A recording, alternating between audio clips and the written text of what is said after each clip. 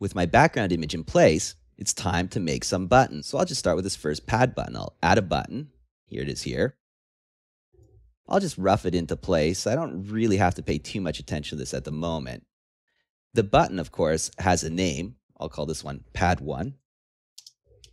Press return. And the other thing that a button needs is button states. So in Appomator, you can choose to do button states in either text or images or both. Let me show you what I mean. If I go back to my app graphics, I have a graphic called Pad 1. It looks like this. I'll drop Pad 1 into the image well for buttons. By the way, note what will happen to the size of this button when I do it. Boom. The image goes into the image well, and if you noticed, the button actually resized itself.